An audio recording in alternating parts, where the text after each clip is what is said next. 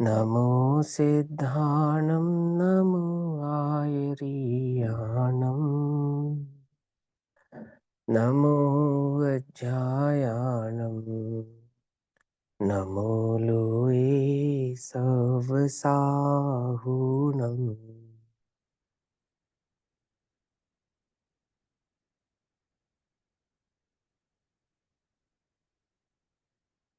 मङ्गलं भगवान् वीरो मङ्गलं गौतमो गणी मङ्गलं कुन्दकुन्दाद्यो जैन धर्मोऽस्तु मङ्गलम्। सर्वमङ्गल्यमाङ्गल्यं सर्वकल्याणिकारकं प्रधानां सर्वधर्माणां जैनं जयतु शासनम्।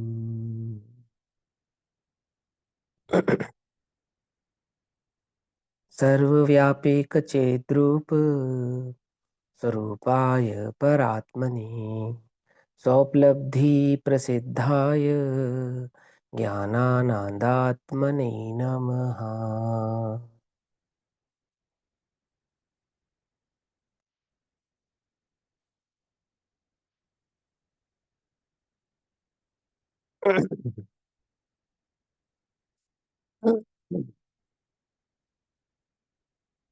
हमारे दोपहर कालीन स्वाध्याय का विषय चल रहा है आचार्य कुंद कुंद देव द्वारा कृत श्री प्रवचन सारजी परमागम।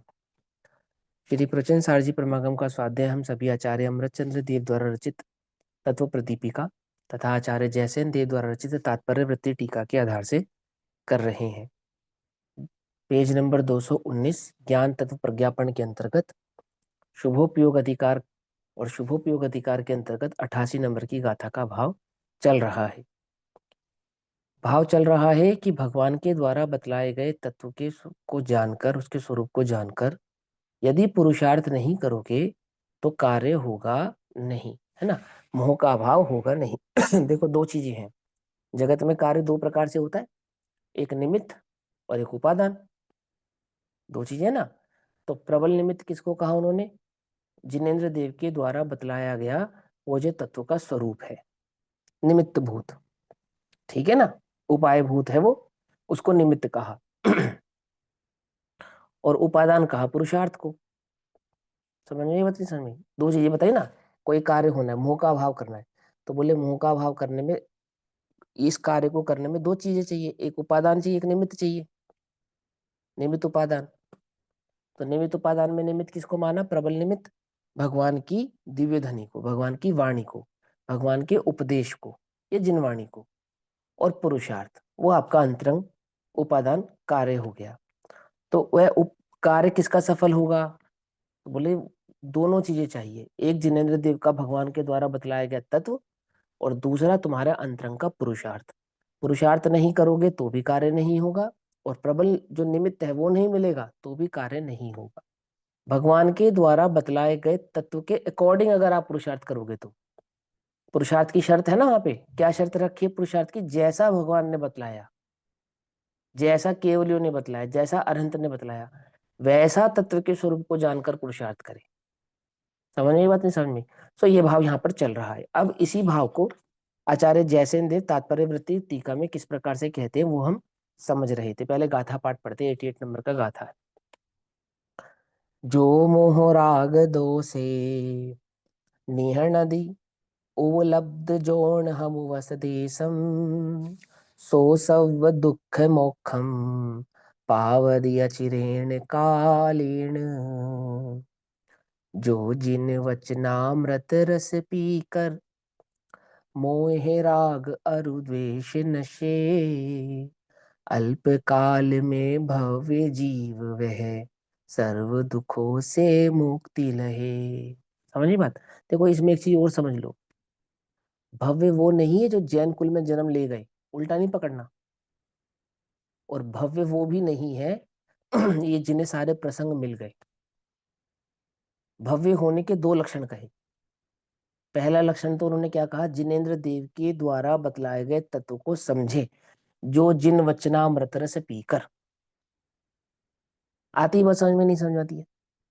कल्पना कर कर देखो, भगवान समोशरण में जो दिव्य धनी खिरती होगी, तो उसमें क्या बतलाते होंगे कि भैया 2 टाइम मेरी पूजा आरती करना तो तुम्हारा कल्याण हो जाएगा। कल्पना कर कर देखो कि तुम देव शास्त्र गुरु की पूजा, पंच परमेष्ठी की पूजा, एक सिद्ध भगवान का अर्घ, ये तो नित्य नियम करना ही करना, उल्टा नहीं पकड़ना, पिछली कक्षाओं को भी ध्यान से सुनना, तब आगे चलना है ना।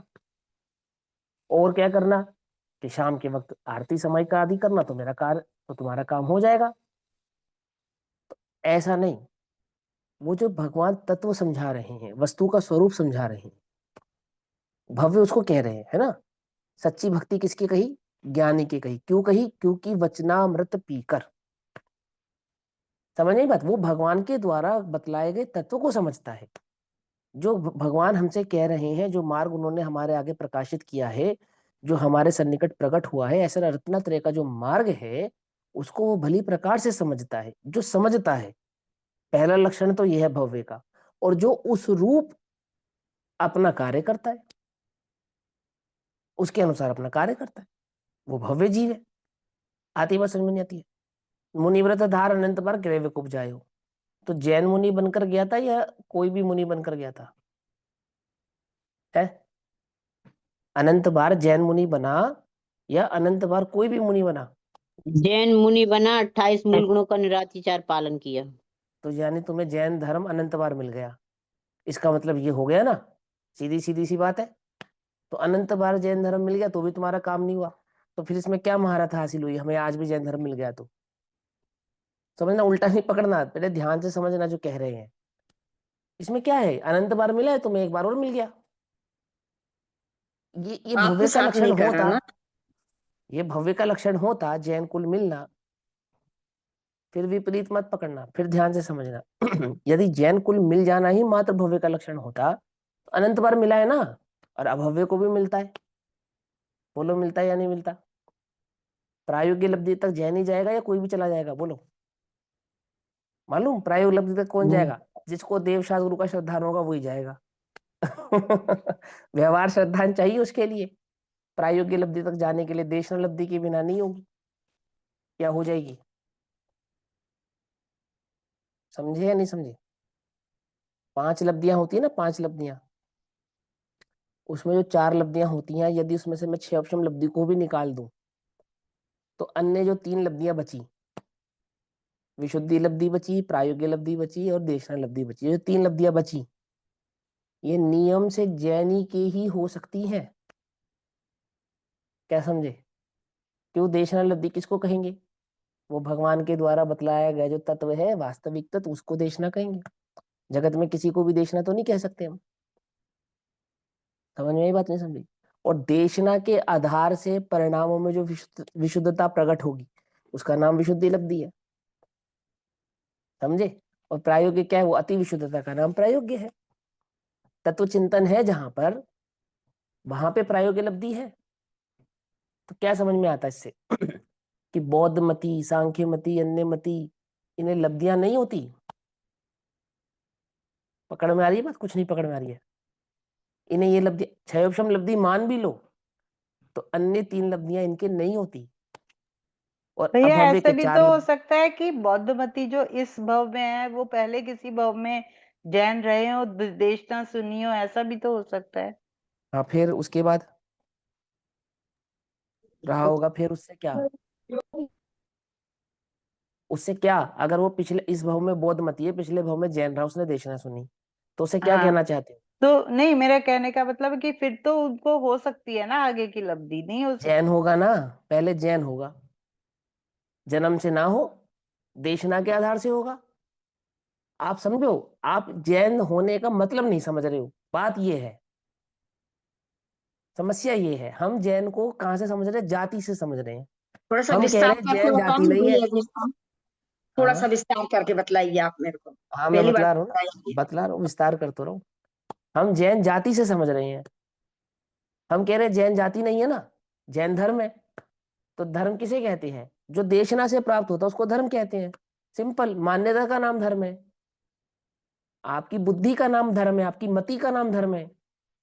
क्या है उसकी मति? वो देशना प्राप्त होने का अर्थ क्या है? देशना कहते किसे हैं? रत्नत्रय के मार्ग का नाम देशना है या किसी भी चीज का नाम देशना है? देशना किसका नाम है आपको मालूम? जगत में एक मत परमहंसियों का, वो रामकृष्ण परमहंस वाला नहीं, एक और परमहंस है, वैष्णव मत का है वो भेद। वो रात्रि भोजन नहीं करता, वो आलू प्याज नहीं खाता। क्या कहा? तो जैन है ना? क्यों? अब हम क्या करते हैं, हम लक्षण विपरीत पकड़ते हैं। अब हमें को क्या लगता है, देखो भैया रात्रि भोजन नहीं करने वाले भी जैन होते हैं, हम ऐसे समझते हैं। जबकि ऐसा नहीं कह रहे हम आपसे ये कह रहे हैं जैन होने का अर्थ क्या है। देशना लब्धि कहते किसको है? पकड़ में आती है बात? नहीं पकड़ में आती है? अब हम कहें रत्नत्रय के मार्ग का जो अनुसरण या रत्नत्रय के मार्ग का जो भाव है, तत्व उसकी समझ होना वो जैनत्व है ना? लेकिन उससे पहले भी एक बात है। क्या है उससे पहले बात? देशना में रत्नत्रय के मार्ग को समझने से पहले रत्नत्रय के मार्ग को बतलाने वाले की श्रद्धा अनिवार्य है। ये समझो आप। जिसको हम व्यवहार से जैन कहते हैं, निश्चय से नहीं। निश्चय से तो जैन है तो कौन है? वो जो सम्यक दर्शन आदि गुणों को प्रकट करने वाला जीव है। लेकिन व्यवहार से जैन वो है जिसे जिसे देव शास्त्र गुरु का श्रद्धान है, व्यवहार श्रद्धान है। अगर जगत में कोई सच्चा देव है तो वो अरहंत ही है, सच्चे गुरु है तो वो निर्ग्रंथ दिगंबर मुनिराज ही है, और सच्ची जिनवाणी है तो वो जिनेन्द्र द्वारा कथित तत्व ही है, अन्य नहीं है। समझ में आई बात? वो है जैनत्व, वो है जैन भाव। वो जगत में किसी को भी होगा, वो जैन होगा। जन्म उसका कहीं भी होगा, चार गति में कहीं भी होगा। आई बात समझ में? नहीं समझ में आ रही है? वो तीन लब्धियां अगर होंगी, देशना लब्धि, विशुद्धि लब्धि, प्रायोग्य लब्धि, किसको होगी? वो जैन को ही होगी। कि भैया ये तो पार्शलिटी है और आप तो कट्टरवादिता कह रहे हो और ऐसा कह रहे हो, ऐसा कह रहे हो। हम कट्टरवादिता हम कह रहे हैं दिगंबर जैन को ही होगी। क्या? श्वेतांबर को भी नहीं होगी, बीसपंथी को भी नहीं होगी। और बोलो आप बताओ। तो वस्तु स्वरूप समझना पड़ेगा तुम्हें। क्यों तुम वो उसको मत के आधार से देख रहे हो, जाति के आधार से देख रहे हो? तुम समझ ही नहीं रहे वस्तु व्यवस्था की स्वतंत्रता। ये विश्व की वस्तु व्यवस्था की स्वतंत्रता, तत्व को, उस द्रव्य के स्वरूप को, वो तुम एक एक एक धागे के मोती में पिरोकर चल रहे हो। तुम समझ नहीं कितना व्यापक बात है ये। तत्व के इस विस्तृत भाव को, वस्तु के इस विस्तृत स्वरूप को, इस द्रव्य गुण पर्याय के स्वरूप को तुम बहुत छोटा समझ रहे हो। ये कितना व्यापक है। पूरा लोकालोक समाहित है इसके अंदर, कुछ बचता ही नहीं है। लेकिन वो अपनी बुद्धि में नहीं आ रही है बात, संकीर्णता के उसमें भाव में जा रहा है। और नहीं तो, और नहीं संकीर्ण होता तो फिर विपरीत भाव पकड़ता है। वो तो किसी को भी होगा, वो तो किसी को भी होगा। और किसी को भी होगा में इस बात का उल्लंघन कर जाता है। वो क्या? कि देव शास्त्र गुरु के श्रद्धान के बिना नहीं होगा, इसका उल्लंघन कर जाता है। समझे या नहीं समझ में बात? पहला नियम क्या है? पंडित टोडरमल जी ने स्पष्ट कहा। पहला देव शास्त्र गुरु का श्रद्धान, दूसरा सात तत्वों का श्रद्धान, तीसरा आपा पर का श्रद्धान, और चौथा चौथा आत्मानुभूति। सीधा सीधा से मार गए। तो पंडित टोडरमल जी ने अपने मन से कह दिया क्या? सार है ये, सार, जिरागम का सार। समझे या नहीं समझे? इस विश्व में अनादिकाल से आज तक और अनंत काल तक जितनों को भी सम्यक दर्शन होगा, वो नियम से दिगंबर जैन ही होंगे। चारों गति के वो जीव। प्रत्येक चौथे गुणस्थानवर्ती जीव कौन है? नियम से दिगंबर जैन ही है। अब बोलो, अब कट्टरता है भैया, ये तो बड़ी कट्टरता। तुम समझो, अरहंत का विपरीत स्वरूप समझे, उसे तत्व ग्राही नहीं हो, वह तत्व ग्राही नहीं हो सकता। या हम कहते हैं ग्रहित मिथ्यात और अग्रहित मिथ्यात। अरे तू तत्व का स्वरूप समझ, तेरे ग्रहित भी जाएगा और अग्रहित भी जाएगा। क्या समझे? वो पढ़ाना नहीं पड़ेगा अलग से। समझे नहीं समझे? अनादि की वो मान्यता, वो जिसको तुम ग्रहित मिथ्यात्व कहते हो, वो तो परछाई है, वो अग्रहित की परछाई है। क्या समझे? तो देव शास्त्र गुरु का स्वरूप ही नहीं समझा, तुझे तत्व कैसे समझ में आएगा? और जिसके तत्व समझ में आएगा वो देव शास्त्र गुरु का स्वरूप समझे बिना नहीं रह पाएगा। बोलो ग्रहित मिथ्यात्व का ग्रहित किसको कहते हैं? भाई देव शास्त्र गुरु की समझ ना होना, इसका नाम ग्रहित मिथ्यात्व। बस आती है, बस समझ में नहीं समझाती है। देव शास्त्र गुरु के स्वरूप की खबर नहीं है जगत में जीव को। तत्व की बात बाद में करेंगे। तत्व की बात, देव शास्त्र गुरु हमसे क्या कह रहे हैं, उन्होंने हमारे समक्ष क्या मार्ग रखा है और किस मार्ग का प्रतिपादन वे करते हैं, उसकी बात हम बाद में करेंगे। हालांकि दोनों पूरक एक साथ जुड़े हुए हैं, अविनाभावी संबंध वाले हैं, तो भी बहुत स्थूल कथन करूं तो देव शास्त्र गुरु के संदर्भ में जो तुम्हारी खोटी मान्यता है या उनके सच्चे स्वरूप की जो हमें खबर नहीं है, उसी का नाम घृत मिथ्यात्व है। Simple simple. देखो भगवान महावीर स्वामी की एक प्रतिमा बनाई तुमने, नगम दिगंबर प्रतिमा बनाई, नगन दिगंबर, ठीक, और पद्मासन की प्रतिमा बनाई, लेकिन बस एक हाथ तुमने ऐसा कर दिया, एक हाथ, बस एक हाथ ऐसा कर दिया, घृत मिथ्यात्व हो गया क्या? ऐसा कर दिया तो घृत मिथ्यात्व हो गया। हाँ घृत मिथ्यात्व हो गया। वो तुमने दिगंबर नासाग्र, मुनि की प्रतिमा ही नहीं है ना, जिसका हाथ ऐसा है, उसको क्यों प्रतिमा मानेंगे हाँ हम? हाँ हाँ, वही वही वही वही तो समझा रहे हैं। नासाग्र दृष्टि को तुमने बदल दिया, खोल दिया, हो गया घृत मिथ्यात्व। और क्या है घृत मिथ्यात्व? वीतरागी प्रतिमा को सराग बना दिया तुमने, हो गया घृत मिथ्यात्व। घृत मिथ्यात्व होने के लिए क्या तुम्हें कुछ देवी दिहाड़ी को उठा के लाना पड़ेगा? स्वरूप बिगाड़ दिया ना तुमने, देव शास्त्र गुरु का स्वरूप विपरीत हुआ, वो घृत मिथ्यात्व हो गया। ये देव के संदर्भ में है ना, ऐसा ही गुरु के संदर्भ में भी है। क्या? यदि तुझे गुरु किसे कहते हैं खबर नहीं, तो वो 28 मूल गुण वाले निरतिचार पालन करने वाले उन मुनिराजों को, दिगंबर मुनिराजों को छोड़कर अन्य किसी को गुरु मानता है। उल्टा नहीं पकड़ना। परिपाटी में तो माता पिता को भी गुरु कहते हैं, लेकिन यदि तू गुरु के स्वरूप को नहीं पहचानता है तो घृत मिथ्यात्व है। यदि तुझे गीता भी समयसार जैसी लगती है या समयसार भी गीता जैसा लगता है, तो तू ग्रहित मिथ्यात्वी है। क्या समझ में आई बात? नहीं समझ में आई? अगर तुझे बौद्ध भी अपने किसी एक पक्ष वाले लगते हैं, है? एक पक्ष तो सही है ना उनका, क्यों? तो तू ग्रहित मिथ्यात्वी है। अब तुम्हें क्या समझे ग्रहित मिथ्यात्व की परिभाषा? तो तत्व नहीं समझेगा, तो ग्रहित अग्रहित के भेद को भी नहीं समझेगा, पता ही नहीं, खबर ही नहीं है तुझे, तो बस वो चंदन और टीका और उसमें लगा रह जाएगा। बात तो स्वरूप की है। बात इसकी नहीं है कि तुमने फूल चढ़ाया, बात इसकी नहीं कि तुमने चंदन लगाया, बात इसकी नहीं तुमने पूंछ बना दी।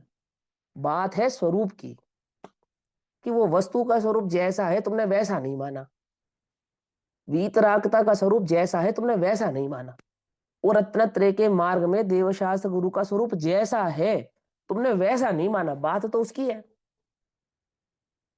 क्या समझे? कुछ बात समझ में आई नहीं? वो ग्रहित तो कहने भर का भेद है तो वो अग्रहित ही। अनादि से नहीं समझा देवशास्त्र गुरु के स्वरूप को तूने, कोई आज का नया थोड़ा ही है। अनादि से नहीं समझा तूने, वस्तु व्यवस्था नहीं समझी, तो तूने अरिहंत के स्वरूप को नहीं समझा। अब दूसरी बात पे आओ। अब सेकंड बात, कि नहीं मैं स्वरूप अच्छे से समझता हूँ, मैं चंदन नहीं लगाता, मैंने आंख नहीं खोली, मैं हाथ ऐसे, मैं पूरी नरगन दिगंबर मुनिराज प्रतिमा जो है, परम वीतराग भाव वाली प्रतिमा, निर्दोष प्रतिमा, या वो स्वरूप, उन्हीं स्वरूप को देवशास्त्र गुरु मानता हूं। तो पंडित ओडोमल जी कहेंगे इतना किया तो शाबाश, परंतु परंतु आचार्य अमरचंद्र देव तो ऐसा कहते हैं, या आचार्य कुंद कुंद देव तो ऐसा कहते हैं कि जो जान दियर हंतम दब्बत गुणत पज्जयते हिम। तो द्रव्य गुण पर्याय का स्वरूप जानता है? बोल कि नहीं साहब वो तो मुझे खबर नहीं है। तो ग्रहित मिथ्या दृष्टि है, तू अरिहंतों के स्वरूप को नहीं जानता। उल्टा नहीं पकड़ना, देखो ध्यान से समझो। कौन जानता है अरिहंतों के स्वरूप को? बोलो, क्या अरिहंतों का यही स्वरूप है? बोले द्रव्य गुण पर्याय के स्वरूप को नहीं समझा, तो कहाँ अरिहंतों के स्वरूप को समझ लिया? क्योंकि अरिहंतों के स्वरूप को तो द्रव्य गुण पर्याय से समझा जाता है। आ रही है बस समझ में? नहीं आ रही है? और द्रव्य गुण पर्याय के स्वरूप की खबर नहीं है। तो आज तू जिन्हें अरहंत कह रहा है, वो अरहंतों का वास्तविक स्वरूप है, ये श्रद्धान में तेरे कभी आ नहीं सकता। क्योंकि वास्तविक स्वरूप वो नहीं है जो तुझे दिखाई दे रहा है। 3 छत्र, 64 चमर, 100 इंद्र, और सिंहासन से 4 उंगल ऊपर, और देव दुंदुभी, रत्न वृष्टि, ये स्वरूप ही नहीं है। ये तो स्वरूप ही नहीं है। तो स्वरूप क्या है प्रभु? स्वरूप तो है केवल्य ज्ञान, अनंत दर्शन, अनंत सुख, अनंत वीर्य। तो केवल ज्ञान के स्वरूप को जानता कि हाँ मुझे पता है केवल ज्ञान किसे कहते हैं? नहीं पता।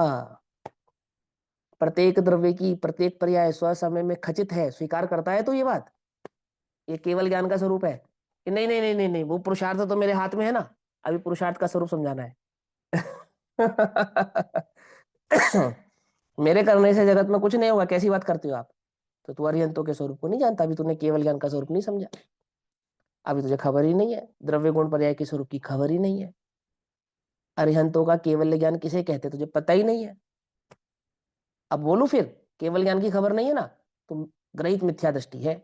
अग्रहित तो छोड़, अभी अग्रहित की बात तो हम बाद में करेंगे, अभी तो तू अरिहंतों के स्वरूप की बात कर। आ रही है बात समझ में? नहीं समझ में आ रही? अभी तो जो हम सोचते हैं ना, बहुत स्थूल दृष्टि से सोचते हैं, बहुत स्थूल हमारा चिंतन चलता है, हम विचार ही नहीं कर रहे हैं वो कहना क्या चाह रहे हैं हमसे, समझे? तो इन्होंने क्या कहा, बोले 2 चीजें चाहिए और कुछ नहीं चाहिए, और कुछ नहीं चाहिए, कुछ नहीं चाहिए, कुछ भी नहीं चाहिए। एक चीज तो क्या चाहिए? देशनालब्धि चाहिए, अर्थात जैसा भगवान ने वस्तु का स्वरूप समझाया है वो तुझे भली प्रकार से खबर होना चाहिए। क्यों? क्योंकि वह स्वरूप दोनों का विनाशक है, ग्रहित और अग्रहित दोनों ही प्रकार के मिथ्यात्व को मिटाने वाला है, ना कि सिर्फ ग्रहित और अग्रहित मिथ्यात्व को मिटाने वाला है, वह दर्शन और चारित्र दोनों ही प्रकार के मोह का नाश करने वाला है। 88 नंबर की गाथा, 89 89 नंबर की गाथा में स्वरूप समझाएंगे आप कि ये एक बात कौन सी, वो तत्व का सही सही निरूपण यदि तुझे ज्ञात है तो यही एक ऐसी बात है जो तेरे दर्शन मोह का तो अभाव करेगी ही करेगी, चारित्र मोह का भी अभाव इसी से होगा। इसका मतलब क्या हुआ? चारित्र मोह का अभाव इसी से होगा। इस सम्यक दर्शन का मार्ग प्रकट करने का तो मतलब यही है ही, लेकिन मुनि धर्म प्रकट करना है ना, वो भी इसी से होगा। ये केवल ज्ञान प्रकट करना है ना, वो भी इसी से होगा, और सिद्ध अवस्था प्रकट करनी है वो भी इसी से होगी। आई बात समझ में? नहीं समझ में? अनंतानुबंधी का अभाव तो इससे होगा ही, अप्रत्याख्यान प्रत्याख्यान संजुलन का अभाव भी इसी मार्ग से होगा, दूसरा मार्ग नहीं है। बोलो भैया, अनंतानुबंधी का अभाव करने के लिए तत्व श्रद्धान, और प्रत्याख्यान आदि का अभाव करने के लिए व्रत नियम संयम। क्यों? समझे या नहीं समझे?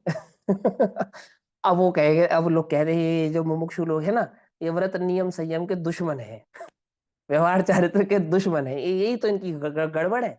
ये व्रत नियम संयम की बात ही नहीं करते। हम क्या कह रहे हैं? आचार्य कह रहे हैं दोनों ही प्रकार के मार्ग, मतलब दोनों ही प्रकार के मोह का अभाव करने का एक ही उपाय है। तो जब मुनि दशा प्रकट करनी है कि हाँ करनी है, क्या करूं? व्रत नियम संयम तब धारण करूंगा। बोले नहीं, भगवान के द्वारा बतलाया गया जो वस्तु का स्वरूप है, उस वस्तु के स्वरूप को भली प्रकार से पहचान कर और सम्यक पुरुषार्थ करना। अब आती सम्यक पुरुषार्थ की बात। तो पुरुषार्थ किसको कहते हैं? भगवान के द्वारा बतलाया गया तत्व और उसका पुरुषार्थ।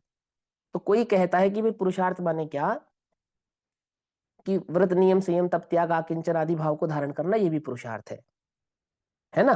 तत्व समझना तो पुरुषार्थ है ही, लेकिन अन्य इस प्रकार के कार्य को करना, भगवान की पूजा करना, या व्रत संयम का धारण करना, या अमुक अमुक प्रकार के कार्य करना, तप करना, ये भी पुरुषार्थ है। समझना ध्यान से।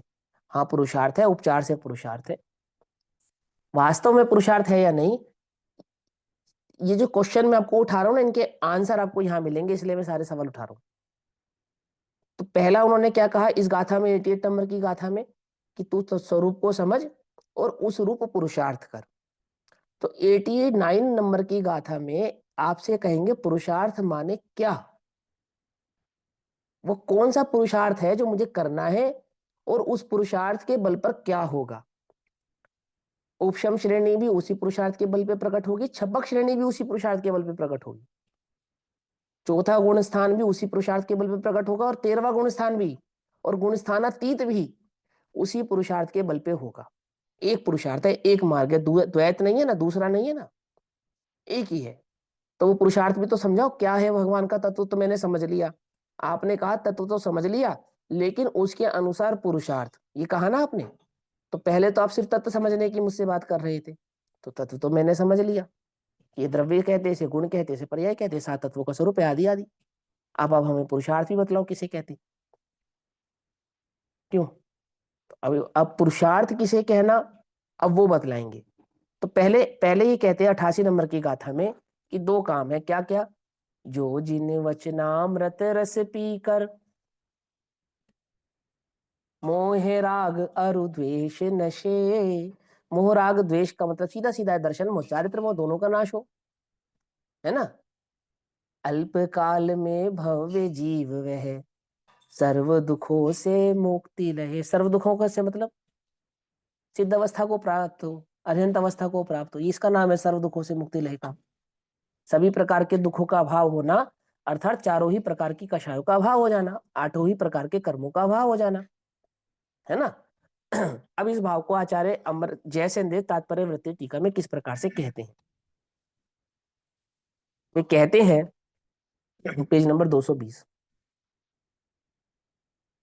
अब दुर्लभ जैन उपदेश प्राप्त करके भी, अब जैन कुल तो अनंत बार प्राप्त हुआ, जैन उपदेश प्राप्त नहीं हुआ, है ना। तो उन्होंने दुर्लभता किसकी बताई? उपदेश की दुर्लभता बताई। कुल तो मिल जाएगा, और कुल से इतना फर्क भी नहीं पड़ेगा, लेकिन उल्टा नहीं पकड़ना, है ना। कुल से इतना फर्क भी नहीं पड़ेगा। जातियों के जो भेद है ना, ये मनुष्य गति के अलावा और बाकी 3 गतियों में तो है ही नहीं। हिंदू मुसलमान, क्यों? समझे नहीं समझे? त्रियंचों में नहीं होता, देवताओं में नहीं होता, नारकियों में नहीं होता, मनुष्य गति में ही होता है ना। लेकिन वो क्या कह रहे हैं, दुर्लभता ये नहीं है कि तुम जैन हो गए, दुर्लभता ये है कि तुम्हें जैन उपदेश प्राप्त हो गया। क्योंकि हो सकता है कि तुम जैन हो सकता है तुम जैन धर्म में नहीं जन्मे हो सकता है तुम दिगंबर हो सकता है तुम श्वेतांबर हो। समझे नहीं समझे? लेकिन विपरीत नहीं पकड़ना, इस बात का मतलब उल्टा नहीं लेना, है ना। एक तारतम्यता का भी भेद है चरणानियों का, वो मुझे अच्छे से ज्ञात है, पर मैं जो यहाँ बात समझाना चाहता हूँ पहले वह समझना, है ना। जब वो बात आएगी तब उसका विश्लेषण करेंगे, कुल का विश्लेषण तब करेंगे जब कुल की बात आएगी। लेकिन यहाँ कुल की मुख्यता नहीं है, दुर्लभ है संसार में एक यथार्थ ज्ञान, सीधी सी बात। संसार में दुर्लभ ये नहीं है कि जब तारतम्यता से करते हैं तो दुर्लभ है उत्तम गति का मिलना, दुर्लभ है स्वस्थ देह का मिलना, दुर्लभ है अच्छे सूक्ष्म ज्ञान का मिलना, दुर्लभ है तत्व का प्राप्त हो जाना, दुर्लभ है तत्व की समझ हो जाना, है ना। और फिर दुर्लभ में भी दुर्लभ है आत्मज्ञान हो जाना, ठीक। तथापि दुर्लभ क्या है? जैन उपदेश प्राप्त करके भी जो मोह राग द्वेष को नाश करता है, अर्थात जैन उपदेश को प्राप्त करके भी जो मोह राग द्वेष का नाश नहीं करता है, फिर उसका क्या होता है? वह तो संपूर्ण दुखों से क्षय को प्राप्त नहीं होता है। लेकिन जो मोह राग द्वेष का नाश करता है वह संपूर्ण दुखों के क्षय को प्राप्त होता है, ऐसा कथन है ना। मेरे पुरुषार्थ से मैं कार्य कर लूंगा, बात तो तेरी सच्ची है, परंतु वह पुरुषार्थ जिनेंद्र भगवान के द्वारा कहे गए उपदेश अनुसार होना चाहिए, ये है बात। इसलिए उन्होंने कहा जिनेंद्र जैन उपदेश प्राप्त किया और उसके अनुसार पुरुषार्थ किया। पुरुषार्थ विपरीत भी है जगत में, मिथ्यात्व भी तो पुरुषार्थ से ही प्रकट हुआ है ना, क्यों? कषाय की तीव्रता मंदता का भी तो पुरुषार्थ ही कर रहा है ना जी। लेकिन अब वो पुरुषार्थ क्या है उसके अभी स्वरूप समझाएंगे, पहले यहां समझते। जो मोह राग द्वेष को नाश करता है, क्या करके मोह राग द्वेष का नाश करता है? अब वो मोह राग द्वेष को नाश करने का क्या उपाय है? दर्शन मोह और चारित्र मोह के नाश का क्या उपाय है? उपलब्ध कर या प्राप्त कर मोह राग द्वेष का नाश करता है, माने प्राप्त करके या उपलब्ध करके उसके अनुसार पुरुषार्थ करता है, यानी कि मोह राग द्वेष का नाश करता है। तो क्या प्राप्त करके, किसको प्राप्त करके मोह राग द्वेष का नाश करता है? तो उत्तर कहते हैं जैनोपदेश प्राप्त कर मोह राग द्वेष का नाश करता है। तो जैन उपदेश ग्रहण किए बिना या अन्य उपदेश ग्रहण करके मोह राग द्वेष का नाश हो सकता है क्या? नहीं हो सकता ना। अन्य उपदेश ग्रहण किए बिना नहीं हो सकता, अन्य उपदेश को ग्रहण करके नहीं होगा। जैन उपदेश, जिनेन्द्र देव के द्वारा कहा गया जो भाव है, तत्व का जो भाव है, लोकालोक के जो ज्ञाता है, परम वितरागी भगवान है, जो वस्तु स्वरूप के वास्तविक स्वरूप को जानते हैं, वो उस वस्तु स्थिति को, वास्तविक वस्तु स्थिति को जानने वाले का ही मोह राग द्वेष का नाश होगा, अन्य का नहीं होगा, है ना। देखो, आप कुछ लोग ऐसा सवाल करते हैं कि क्या फर्क पड़ता है भैया, वो आप मुंह पट्टी के लिए ऐसा कह देते हैं, या पंचामृत अभिषेक के लिए ऐसा कह देते हैं, या आदि आदि के लिए ऐसा कह देते हैं। तो मैंने आपको बताया ना, सवाल ये नहीं है। सवाल तो सिर्फ इतना है, बात तो सिर्फ इतनी है, क्या वो वास्तविक स्वरूप है या नहीं, बस बात इतनी सी है। कट्टरता की नहीं है बात, बात वो विपरीत स्वरूप को पुष्टिकरण करने वाली है। वो तुम्हारी मान्यता, वो तुम्हारी धारणा, वो तुम्हारा आचरण, वो स्वरूप की विपरीतता को पुष्ट कर रहा है। तुम्हें नहीं मालूम, तुम्हें लग रहा है छोटी सी तो बात है, क्या फर्क पड़ता है, शरीर पे हजारों कपड़े पहने, एक मुंह पट्टी और लगा ली, उससे क्या फर्क पड़ता है? क्या पड़ता है? फर्क ये पड़ता है कि तुम उसे धर्म का उपकरण मानते हो। फर्क ये पड़ता है, फर्क ये पड़ता है कि तुम्हें उसको वह रत्नात्रय के मार्ग का साधक भाव लगता है, उस स्वरूप से विपरीत परिणाम है। जबकि समझ में ये बात नहीं समझी, फर्क ये पड़ता है। हाँ, क्या पूछना है आपको? अगर सच्चा श्रद्धान भी कर रहे हैं, मतलब सच्चा स्वरूप उनका जो ऊपर का स्वरूप है वो भी ले रहे हैं, पर अगर अंदर में मान्यता ये पड़ी है कि भगवान की हम पूजा अर्चना करेंगे तो हमारा कुछ इष्ट अनिष्ट हो जाएगा या वैसा होगा, तो भी वो रहित मिथ्यात्व में ही आएगा। ये तो भूल है तुम्हारी कि तुम सच्चे स्वरूप स्वरूप का श्रद्धान कर रहे हो, यदि तुम ऐसा मानते हो तो। सबसे पहली भूल तो यही है कि अगर जगत में कोई इष्ट अनिष्ट कर सकता है, चाहे वे ईश्वर ही क्यों ना हो, इस मान्यता के साथ मैं आत्मा हूँ, एक एक तत्व हूँ, ज्ञाता दृष्टा हूँ, शुद्ध बुद्ध हूँ, निरंजन हूँ, अविनाशी हूँ मानते हो, तो तुम में और उस वैष्णवमती में या शैवमती में कोई अंतर नहीं है। क्योंकि वह भी ऐसा ही मानता है कि ईश्वर इस जगत का कर्ता धर्ता है, ईश्वर इस जगत को सुखी दुखी कर सकता है, और मैं अपने चैतन्य भगवान आत्मा की आराधना करके ईश्वर बन सकता हूँ। दोनों मान्यताएं उसके पास। फिर आपने उसको अन्यमति में क्यों डाला? फिर मैं बता रहा हूं, तत्व की समझ से पहले तत्व के उपदेशक की समझ का होना अनिवार्य है। सीधा मार्ग है। पुरुष की बात का जो श्रद्धान है, उससे पूर्व पुरुष का श्रद्धान होना चाहिए। जब पुरुष का ही सम्यक श्रद्धान नहीं है, तो उसकी बात का सम्यक श्रद्धान तुम प्राप्त करने में असमर्थ नहीं हो पाएगा। कह तो दोगे, रिपीट तो कर दोगे, बात तो वही कर दोगे, लेकिन बात घुमा फिरा के वहीं आ जाएगी। स्वरूप में त्रुटि हुए बिना रहेगी नहीं। क्योंकि नियम तो पहला यही है, कोई जगत में जीव किसी को सुखी दुखी नहीं कर सकता। तो ये उपदेश तुमने कहां से ग्रहण किया? वो ईश्वर कहता है कि मैं तुम्हें सुखी दुखी कर सकता हूं, परंतु जगत में कोई तुम्हें सुखी दुखी नहीं कर सकता। तुम्हारी बात ही नहीं में ही कॉन्ट्राडिक्शन है। तुम्हारी बात ही समझ में नहीं आ रही। तुम कर सकते हो और कोई नहीं कर सकता। कुछ बात समझ में नहीं। यहाँ कहते हैं कोई नहीं कर सकता, माने कोई नहीं कर सकता, ईश्वर भी नहीं कर सकता। तो ईश्वर कुछ तो कर सकता है। इसीलिए विश्व में जैन दर्शन को नास्तिक धर्म माना गया। इसीलिए माना गया। क्यों माना गया नास्तिक? माने आस्तिकता का अर्थ होता है ईश्वर का कर्तावाद, कि जगत में यदि ईश्वर है तो वो कुछ भी, कुछ जगत को सुखी दुखी कर सके, तो उसको तो कहते हैं आस्तिक। और यदि वो सुखी दुखी नहीं कर सकता ऐसा मानते हो, तो मात्र ईश्वर को मानने से तुम आस्तिक नहीं हो जाओगे, फिर हो तुम नास्तिक। अब ईश्वर को तो मानते हैं पर ईश्वर को कर्ता धर्ता नहीं मानते हैं, तो जैनी क्या हो गए? नास्तिक हो गए। हो गए नहीं हो गए? अब सबसे ज्यादा आस्तिक जैन है क्योंकि जगत में आस्था माने क्या? चादर चढ़ाना, धूप जलाना, धुआं बत्ती करना, दीप जलाना, और भगवान से सुखी दुखी होने की कामना करना। समझे नहीं समझे? जगत इसको आस्था समझता है, ये हमारी आस्था का केंद्र है। और जब अब हम कहते हैं कि हमें सुखी करने में जिनेंद्र समर्थ है, हम भी ऐसा कह रहे हैं, परंतु वे रंच मात्र भी मुझे सुखी नहीं कर सकते, ऐसा भी कह रहे हैं। तो ये जैनियों की बातें हमें समझ में नहीं आती है कि स्यादवाद का ऐसा स्वरूप है, समझे। अब ये थोड़ा समझना पड़ेगा, वो कट्टरता नहीं है, वो स्वरूप की बात है, वो बात स्वरूप की है। समझे नहीं समझे।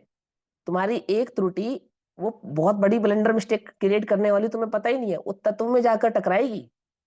ग्रहित मिथ्यात्व की एक मान्यता क्या करती है, अग्रहित का पहाड़ खड़ा करती है, अनादि का संसार खड़ा करती है।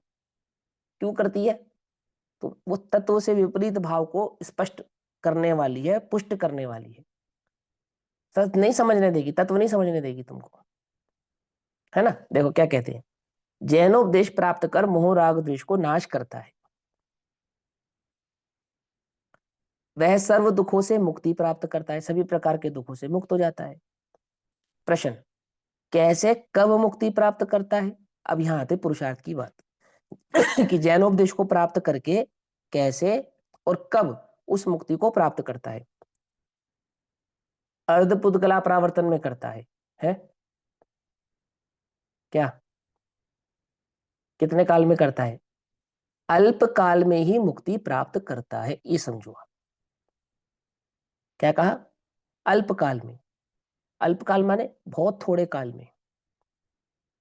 ये इस धारणा के साथ नहीं कि कितने काल में, बोले कुछ काल नहीं बचा, थोड़े से काल में, बस कुछ समय में क्या हो जाता है, वह मुक्ति को प्राप्त कर लेता है। इसमें एक बात और समझो, किसी भी जीव को सम्यक दर्शन प्रकट होता है ना, औपशमिक सम्यक दर्शन प्रकट हुआ, प्रथमोपशम सम्यक दर्शन प्रकट हुआ, तो हम समझते हैं कि वो अर्धपुद्गला परावर्तन उसका अब काल रह जाता है, पर वो कदाचित है, मैक्सिमम स्थिति है वो, मालूम है।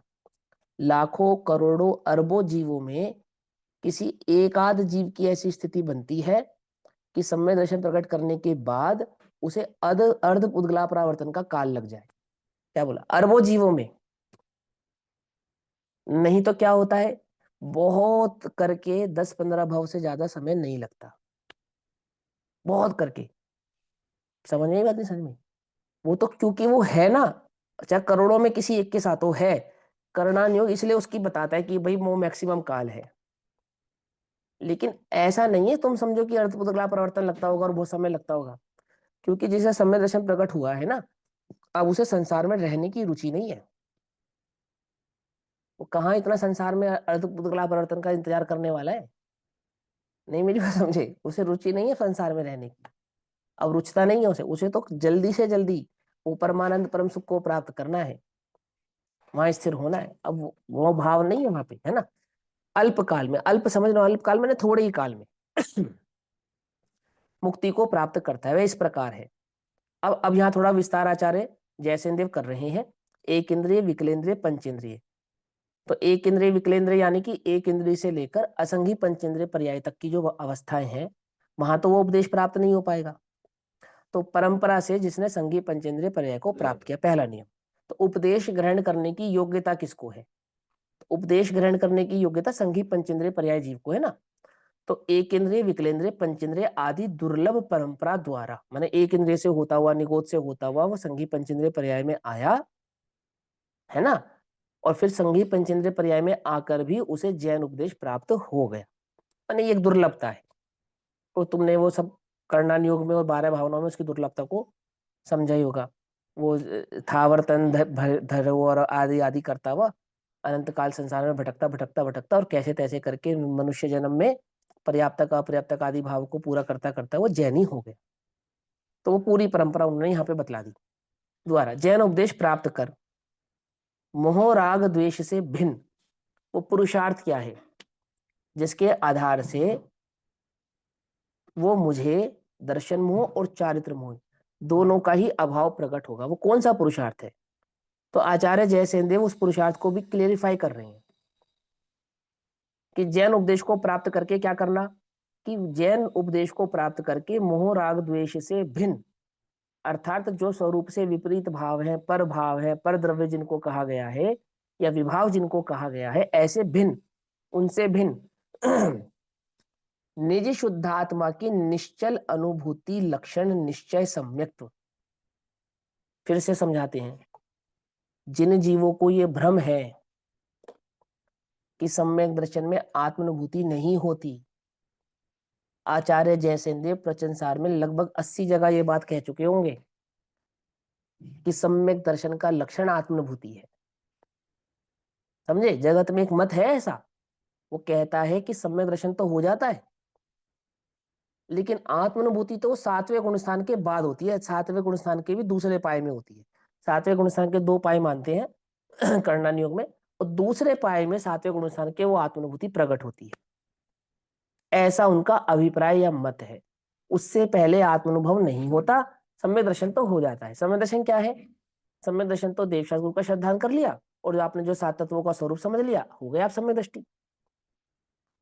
लेकिन आचार्य जयसेनदेव ने स्पष्ट कहा, निश्चय सम्यक दर्शन का लक्षण, क्या लक्षण बतलाया? आत्मानुभूति। हमने अपने मन से नहीं कहा, ये देखो ऊपर संस्कृत में लिखा है, निज शुद्धात्म निश्चलानुभूति लक्षणम।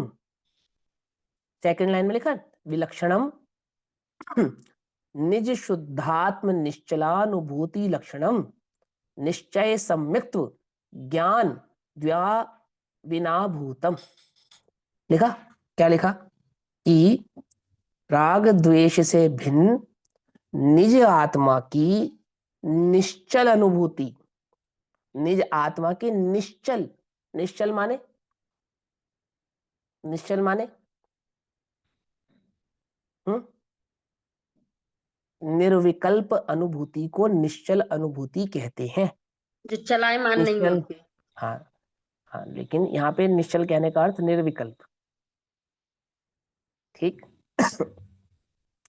निर्विकल्प अनुभूति लक्षण निश्चय सम्यक।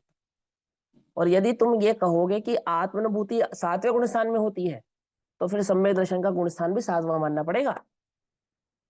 फिर नीचे के गुणस्थानों को सम्यक का गुणस्थान नहीं मान सकते हम, क्योंकि जब लक्षण ही नहीं प्रकट हुआ तो कार्य कैसे हो गया? बोलो, चेतना नहीं है पर आत्मा है, ऐसा कैसे हो गया? ऐसा तो नहीं हो सकता। ज्ञान होना चाहिए तो चैतन्य कहा जाएगा लक्षण के बिना लक्ष्य और लक्ष्य के बिना लक्षण अविनाभावी संबंध वाले होते हैं। सम्यक का लक्षण क्या है? आत्मानुभूति तत्व का वो सत्स्वरूप उसका लक्षण है। आत्मा का अनुभव करना वो लक्षण है, सम्यक का लक्षण है। और यदि आत्मानुभूति को तुम 7वें गुणस्थान में मानोगे तो सम्यक को भी 7वें गुणस्थान में मानना पड़ेगा। मानना पड़ेगा, नहीं मानना पड़ेगा? तो जब सम्यक प्रकट नहीं हुआ तो पहले से लेकर 6ठे गुणस्थान मिथ्यात्व के मानने पड़ेंगे। क्यों? समझ में आई बात? नहीं समझ में आई? तो तुम 6ठे गुणस्थान वृत्ति को मिथ्या दृष्टि मानते हो, पंचम को मिथ्या दृष्टि मानते हो। स्वरूप की खबर समझो ध्यान से। आचार्य जयसेनदेव स्पेशल कह रहे हैं इस बात को। निश्चय सम्यक दर्शन की, निश्चय सम्यक दर्शन का लक्षण क्या है? आत्मानुभूति, निज शुद्धात्म, निज शुद्धात्मा की निश्चल अनुभूति लक्षण रूप निश्चय सम्यक। ठीक है ना? सम्यक। ये अभी जो 80 गाथा के पहले अपन ने गाथा आई थी 76 से ऐसे कुछ थी, जिसमें बताया था कि जो जैसे गृहस्थ दशा मतलब मुनि बनने की जहाँ पे अपने को प्रेरणा दी जा रही थी कि जो गृहस्थ दशा में तुम सम्यक दर्शन प्राप्त करते हो तो वो मोक्ष मार्ग के लिए हितकारी नहीं है। जो तुमने 7वें गुण स्थान में सम्यक दर्शन प्रकट करा है वो मोक्ष मार्ग में हितकारी है। ऐसा कुछ उस गाथा में आया था। सम्यक दर्शन नहीं था वो, तो क्या सम्यक दर्शन नहीं, शुद्धोपयोग। शुद्धोपयोग। हाँ, अच्छा। तो उन्होंने कहा कि आत्मरूप तो चौथे गुण स्थान में भी होता है, पंचम में भी होता है ना? हालांकि मोक्ष मार्ग तो चौथे गुण स्थान से शुरू हो जाता है, उसकी तो बात ही नहीं है। पर कह रहे शुद्धोपयोग तो वह कार्यकारी है जिसमें स्थिर होने के बाद आप नीचे ना हो, बाहर ना हो, जो जिसके साथ बिल्कुल जिस शुद्धोपयोग में गए और वो सीधा डायरेक्ट मोक्ष की ओर ले जाने वाला हो। तो जो चौथे या पंचम गुण स्थान का उपयोग है, शुद्धोपयोग या आत्मानुभूति है, वो डायरेक्ट मोक्ष में नहीं लेकर जाएगी, क्योंकि डायरेक्ट मोक्ष में जाने का उपाय है उपशम श्रेणी या छपक श्रेणी का होना। तो वो 7वें गुणस्थान से उसकी परंपरा शुरू होती है, इसलिए वहां 7वें गुणस्थान की मुख्यता से कथन किया। वो शैली को समझो ना, वहां पे वो कहना क्या चाहता है, अभिप्राय क्या उनका कहने का। तुम तो संतुष्ट हो गए, हालांकि ज्ञानी या सम्यक दृष्टि जीव वहां संतुष्ट नहीं होता है, पर स्वरूप का पूरा स्वरूप समझाना ना उन्होंने सर्वांगी, तो कहते तुम तो संतुष्ट हो गए, ग्रस्त अवस्था में संतुष्ट हो गए। हम कह रहे मुनि बनने की बात, हमारा शुद्धोपयोग तो वो शुद्धोपयोग है वो 7वें गुणस्थान वाला। तो ऐसा कहकर वो ये नहीं कह रहे कि चौथे या 5वें गुणस्थान में शुद्धोपयोग आत्मानुभव नहीं होता है, ऐसा नहीं कह रहे। कह रहे लेकिन वो यहाँ आओ ना, सीधा सीधा एकदम प्रचुर स्व संवेदन में आओ ना, वो कैसा वो है, वो आत्मानुभूति, घबराना नहीं, अंतर नहीं है उसमें। तो प्रचुर स्व संवेदन वाली बात करो, बड़ी बात करो, माने इस पर्याय की जो उत्कृष्टतम अवस्था है उसकी बात करो ना। मनुष्य पर्याय में जिस उत्कृष्टतम अवस्था को तुम प्राप्त कर सकते हो। बोले देवगति का जीव भी चौथे गुण स्थानवर्ती है, क्या दम है उसमें बोलो? हम तो कह रहे दुखी है। पंचम गुण स्थानवर्ती तो तिरंज को भी होते हैं, हम तो कह रहे दुखी है। सम्यक की अपेक्षा से तो सुखी है, लेकिन अस्थिरता की अपेक्षा से तो दुखी है ना। तो स्थिर हो ना। मनुष्य जन्म की सार्थकता चौथे पांचवें तक रह जाना है क्या? छठे सातवें को कम से कम प्राप्त करे तो बात है। पंच काल की अपेक्षा से भी देखे तो ऊंची बात करो, छोटी बात ओछी बात क्यों करते हो? तो चरणानुग चूलिका इसी के लिए स्पष्ट करेगी। इसी ग्रंथ की जो चरणानुग चूलिका है वो इसी की प्रेरणा देगी आपको, समझे? तो तत्व को प्राप्त करके, अनुभव को प्राप्त करके वो उत्कृष्ट भाव को प्राप्त करो, ऐसा। ठीक। तो देखो क्या कहते हैं, शुद्धात्मा की निश्चल अनुभूति लक्षण रूप निश्चय सम्यक्त्व, ठीक, निश्चय ज्ञान तथा दोनों की अविनाभूत वीतराग चारित्र नामक पैनी तलवार को, चारित्र किसको कह रहे हैं? वीतराग चारित्र किसको कह रहे हैं? लक्षण क्या बताया? आत्मानुभूति। वो जो आत्मानुभूति स्वरूप सम्यक दर्शन है, यानी आत्मानुभव की जो अवस्था है, उस आत्मानुभव की अवस्था में जो निश्चय ज्ञान है, उसी के साथ वर्तता हुआ जो निश्चय चारित्र है, अविनाभूत वीतराग चारित्र। अब वीतराग चारित्र छठे सातवें गुण स्थान में माना जाता है ना? लेकिन अगर आप थोड़ा सा ध्यान देंगे तो आपको समझ में आएगा कि सम्यक दर्शन के साथ ही प्रकट होता है चौथे गुण स्थान में। कैसे? चारित्र मोहिनी की 4 कषाय होती हैं, 3 कषाय नहीं होती। हमें चारित्र मोहिनी की 3 ही कषाय याद रहती हैं। कौन कौन सी? अप्रत्याख्यान, प्रत्याख्यान और संजलन। जबकि चारित्र मोहिनी का ही भेद है अनंतानुबंधी, और वो चारित्र मोहिनी की सरगना है। सरगना समझते हो? मूल डकैत तो वही है। खूंखार धातु है, हाँ, खूंखार। असली जो वो है ना भाव, तो वो तो अनंतानुबंधी में ही है। और उस अनंतानुबंधी का आत्मानुभव के साथ, सम्यक दर्शन के साथ अभाव हो जाता है। तो अनंतानुबंधी का जाना ही वो वहां पे वीतराग चारित्र है, निचली भूमिका की अपेक्षा से। चूंकि ये मुनिराज कह रहे हैं, तो मुनिराज जिस गुण स्थान में विराजमान है, अपने उस गुण स्थान की अपेक्षा से कथन कर रहे हैं, तो छठे सातवें गुण स्थान में विराजमान है। और वास्तव में तारतम्यता से जो संज्ञा प्राप्त है, वीतराग चारित्र जो संज्ञा प्राप्त है, वो छठे सातवें गुण स्थान से ही प्राप्त है। प्रमत अप्रमत गुण स्थानों में ही वो प्रकट मानी गई है। लेकिन ऐसा नहीं है कि वहां वीतराग चारित्र अनुभूति प्रकट होने के बाद प्रकट नहीं होता है। अनंतानुबंधी का अभाव होना भी वीतराग चारित्र है। संज्वलन का अभाव, अप्रत्याख्यान का अभाव होना भी वीतराग चारित्र है। प्रत्याख्यान का अभाव होना भी वीतराग चारित्र है। तो 2 की अपेक्षाएं होती है, एक प्रकट अपेक्षा और एक अप्रकट अपेक्षा। तो पांचवें छठे सातवें गुण स्थान में चारित्र की प्रकटता है, भली प्रकटता है, इसलिए प्रकटता की अपेक्षा से उसको वहां पर वीतराग स्वरूप कहा जाता है। और यहाँ सूक्ष्म है, चौथे पांचवें गुण स्थान में वो अंतरंग भाव वाला है। अभी बाहर में प्रकट नहीं हुआ है, भीतर में तो हुआ है। आत्मा के आश्रय से होने वाला वो अनुभव, उसमें अनंतानुबंधी का जो अभाव हुआ है, अथवा अप्रत्याख्यानावरण जो कषाय का अभाव हुआ है, ऐसा सूक्ष्म वीतराग चारित्र तो प्रकट हुआ ही है, उसका निषेध नहीं है। लेकिन वहां प्रकट और अप्रकट की अपेक्षा से छठे सातवें गुण स्थान से ही मूलतः उस वीतराग चारित्र को स्वीकार करते हैं। वास्तव में चारित्र किसका नाम है? वास्तव में चारित्र है कषाय के अभाव का नाम। सो अनंतानुबंधी के अभाव का नाम भी चारित्र है, प्रत्याख्यान अप्रत्याख्यान आदि के अभाव का नाम भी चारित्र है, और संचलन के अभाव का नाम भी चारित्र है। अरिहंतों के चारित्र प्रकट हुआ ना, तो वो भी चारित्र है। तो यहाँ कहते हैं दोनों के अविनाभूत, अर्थात सम्यक दर्शन और सम्यक ज्ञान के बिना जो नहीं हो सकता। हो सकता है या नहीं हो सकता? हमें तो लगता है, क्यों भैया, हमारा चारित्र तो अच्छा है ना, श्रद्धान भी सुधर जाएगा। सम्यक दर्शन और सम्यक ज्ञान के बिना जो प्रकट नहीं होता, अविनाभूत, जो दर्शन और ज्ञान के बिना नहीं होता, सम्यक दर्शन और सम्यक ज्ञान के बिना नहीं होता, ऐसा वो जो वीतराग चारित्र है, वो वीतराग चारित्र नामक पैनी तलवार। अब आ जाओ यहां पर, तलवार किसको कह रहे हैं? चारित्र को कह रहे हैं। और चारित्र किसको कहते हैं? स्थिरता को कहते हैं, उपयोग की स्थिरता को कहते हैं, स्वरूप में उपयोग की स्थिरता को कहते हैं। समझे ये बात? नहीं समझे? अपने आत्म स्वरूप में अपने उपयोग की स्थिरता का नाम चारित्र है। आगे बात समझ में? कौन सी तलवार चलानी है? पुरुषार्थ कौन सा करना है? किसको उपयोग तलवार की कह रहे हैं? तलवार। हाँ उपयोग की स्थिरता को यहां तलवार कह रहे हैं। तो उपयोग तो है हाथ, जिसमें उसने तलवार पकड़ी है, और तलवार है जिनेंद्र देव के द्वारा बतलाया गया वो तत्व। समझे या नहीं समझे? यानी उपयोग का भगवान के द्वारा बतलाए गए उस तत्व में स्थिर हो जाना, अर्थात भेद ज्ञान कर कर पर को पर जानकर निज चैतन्य ज्ञायक भाव में स्थिर हो जाना, इसका नाम है पुरुषार्थ। समझे या नहीं समझे? उठा पटक का नाम पुरुषार्थ नहीं, भाग दौड़ का नाम पुरुषार्थ नहीं। बहुत पुरुषार्थ कर कर हम सम्य शिखर की वंदना करेंगे क्या? समझ नहीं बात? नहीं से लगता नहीं कितना पुरुषार्थ लगता है उसमें, तो कुछ तो धर्म होता होगा। और उल्टा नहीं पकड़ना। 2-4 घंटे सुबह मंदिर में, सुबह सुबह 4 बजे उठो भैया, पानी छानो, नहाओ, शुद्ध वस्त्र पहनो, द्रव्य शुद्ध करो, फिर मंदिर जाओ, 2 घंटा पूजा करो, भूखे प्यासे रहो, घर आओ, कुछ तो धर्म होता होगा, कुछ तो होता होगा, कुछ तो चारित्र है ना। इतना किया तो शाबाश, है ना?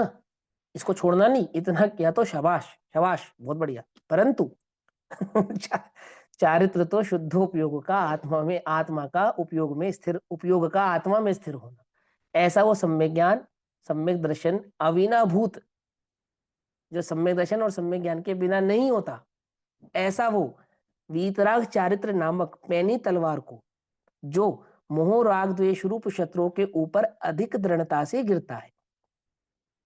अर्थात आपकी उपयोगी की स्थिरता ही का मतलब है मोह राग द्वेष के ऊपर, उनके ऊपर वो तलवार चलाना, अर्थात वो भगवान के द्वारा बतलाया गया जो तत्व निरूपण है उसके माध्यम से उन मोह राग द्वेष का अभाव करना।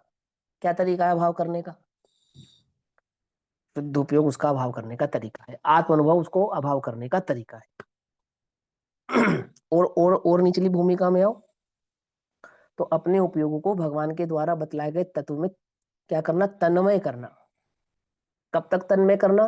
जब तक वो अनुभूति प्रकट ना हो जाए तब तक तन्मय करना। क्या है ये? पुरुषार्थ। पुरुषार्थ समझा रहे हैं तुम्हें किसे कहते पुरुषार्थ? तुम पुरुषार्थ के संदर्भ में भी कुछ उल्टा पुल्टा नहीं पकड़ लेना, है ना? और देखो ध्यान से, मैं फिर कहता हूं, ये बात तो पक्की है, जिसको वस्तु स्वरूप समझ में आता है उसको द्रव्य क्षेत्र काल भाव का स्वरूप, तत्व का स्वरूप भली प्रकार से समझ में आता है, वो निश्चिंत है, वो एक भी पर्याय को आगे पीछे करने का विकल्प वाला जीव नहीं है। उसको 1% भी ये धारणा नहीं है कि अमुक पर्याय को मैं पहले प्रकट कर लूंगा, लेकिन वो काल अवधि के भरोसे बैठा है, उसका नाम पुरुषार्थ नहीं है। क्या कर रहा है अब? वो तो अपने उपयोगों को स्वरूप में तन्मय कर रहा है, बस इतना काम कर रहा है। तेरा पुरुषार्थ तो एकमात्र तत्व अभ्यास करना है। समझे या नहीं समझे? कहां से आई वो लाइन? मोक्ष मार्ग प्रकाशक जी। हाँ, मोक्ष मार्ग प्रकाशक में कहां से आई? कि पंडित जी के मन से नहीं आई, वो केवली की परंपरा से आई।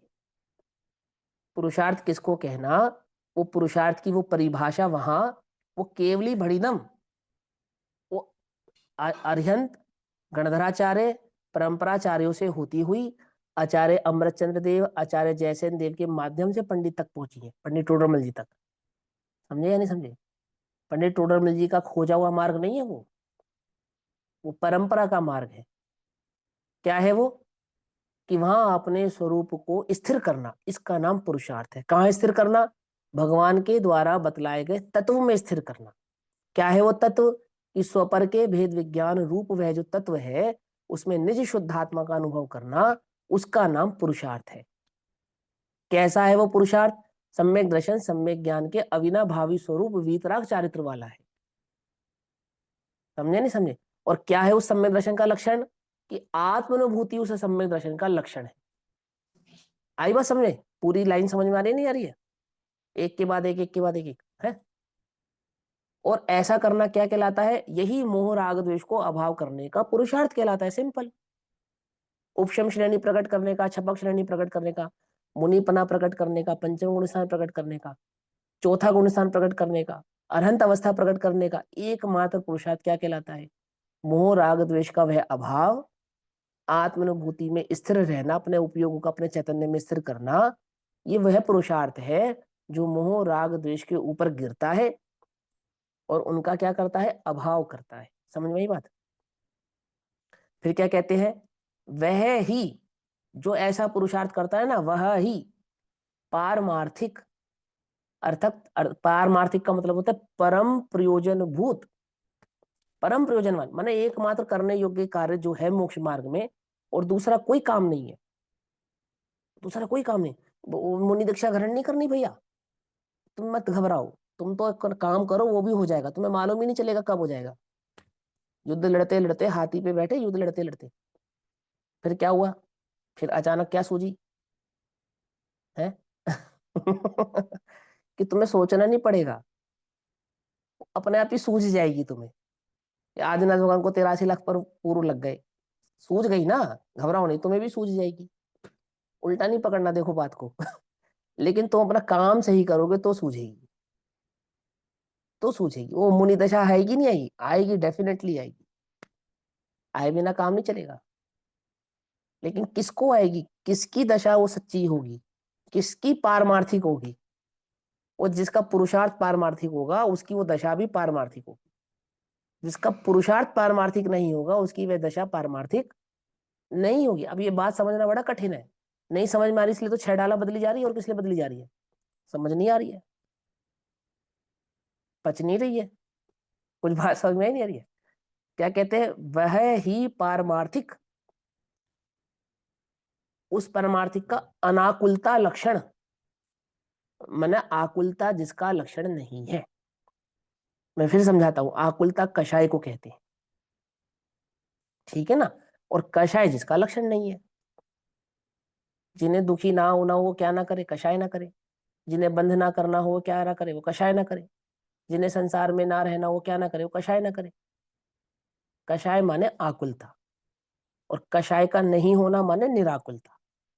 तो कहते हैं अनाकुलता लक्षण। तो कषाय का नहीं होना उसका नाम क्या है? उस निराकुलता का ही दूसरा नाम सुख है। आकुलित नहीं होना, बस। जिसको तुम सुख मानते हो उसमें तो आकुलता लक्षण है क्या? जिसके आधार से तुम्हें सुख प्राप्त हुआ ना, तो उसमें एक आकुलता गर्भित है, छूट ना जाए, चला ना जाए, ये संयोग ऐसे ही बने रहे। लेकिन इसमें ऐसा नहीं है कि वो वास्तविक स्वरूप समझाते ना, सुख का लक्षण समझा चुके हमको सुखाधिकार के अंदर भली प्रकार से, वो डिटेल में समझना। यहाँ तो क्या कहना चाहता हूं मैं, मूल बात, अनाकुलता लक्षण रूप सुख से। तो सुख जिसको कह रहे हैं वो वास्तव में कषाय का नहीं होना, उसका नाम सुख है। आकुलता रहित जो भाव प्रकट हुआ, वीतरागता जो प्रकट हुई, उस वीतरागता का नाम सुख है।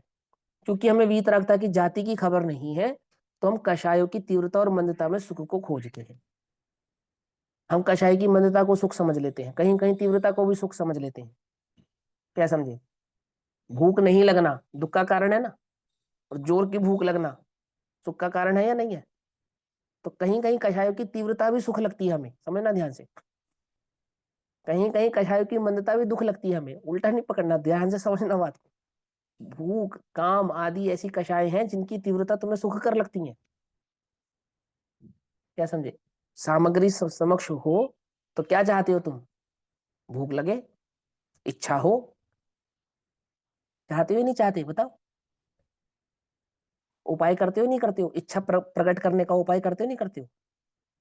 गोलियां खा के, दवाइयां खा के और नए नए उपचार करके कषाय बढ़ाने का उपाय करते हो या नहीं करते हो? बोलो, तुम चाहते हो कषाय की तीव्रता हो? मिथ्या दृष्टि की तो ऐसी अवस्था है, उसका कुछ भरोसा नहीं है। कभी तो कहता है कषाय ना हो, कभी कहता है कषाय हो। क्यों? कुछ लोग इसी बात से परेशान है। पता है किस बात से? हमें गुस्सा ही नहीं आता। और कुछ इस बात से परेशान है कि हमें बहुत गुस्सा आता है। क्यों? समझ में आई बात? नहीं समझ में आई? उसको कुछ, वो तो बावले जैसी स्थिति है उसकी, पकड़ में ना, पागल जैसी स्थिति। तो कभी कषायों के अभाव, मैंने मंद होने को सुखी मानता है, कभी उनकी तीव्रता को सुखी मानता है। उसको खबर नहीं है किसको कहते हैं। वो जो वीतरागता लक्षण रूप सुख है, उसकी जाति नहीं पता उसे, है ना। तो यहाँ क्या कहते हैं, वो जो परमार्थिक अनाकुलता लक्षण रूप जो सुख है, उस सुख से जो विपरीत है वो क्या है? वो दुख है। सुख से विपरीत क्या है? वो दुख है। तो दुखों का क्षय करता है, अर्थात वो कषाय का, आकुलता का क्षय करता है, अर्थात मोह राग द्वेष का क्षय करता है। आकुलता माने मोह राग द्वेष, और निराकुलता माने मोह राग द्वेष का नहीं होना, सिंपल। और मोह राग द्वेष का नहीं होना माने क्या? बोले वो वीतरागता और भाव रूप सुख है, पारमार्थिक सुख। ऐसा यहां अर्थ है।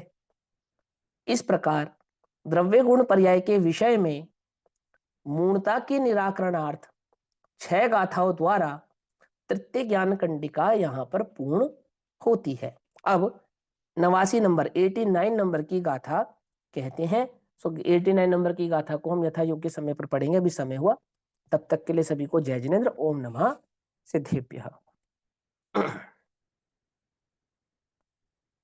निज निधि निज में बताई, यहाँ अनंत उपकार है, उसके लिए जिनवाणी माँ को वंदना शत बार है।